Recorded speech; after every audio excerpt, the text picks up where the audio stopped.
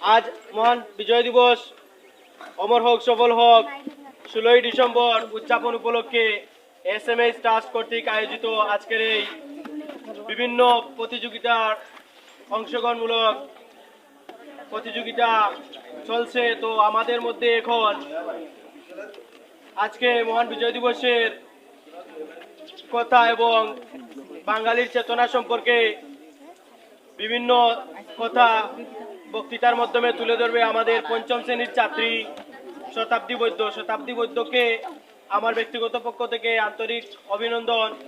কারণ এখানে পঞ্চম শ্রেণীর ছাত্রী হয়েও সে যে বক্তৃতার আসনে এসে উপস্থিত হয়েছে। তো আমাদের মধ্যে এখন শতাব্দী বৈদ্য বক্তৃতা উপস্থাপন করবে। সম্মানিত শিক্ষকবৃন্দ ও প্রিয় বন্ধুরা, আজ 16ই ডিসেম্বর মহান বিজয় দিবস। এই দিনে আমাদের দেশ স্বাধীন হয়েছে।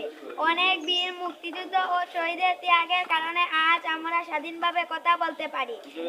1971 সালে দীর্ঘ 9 মাস যুদ্ধের পর বাংলাদেশ স্বাধীন অর্জন করে। এই দিনে আমরা পেয়েছি লাল সবুজের পতাকা।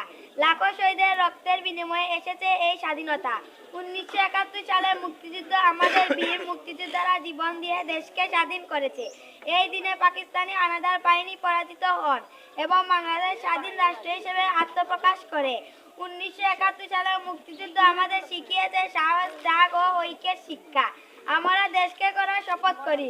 সব শহীদদের প্রতি গভীর শ্রদ্ধা রেখে এই বলে আমার বক্তব্য শেষ করছি। জয় বাংলা। ধন্যবাদ আমাদের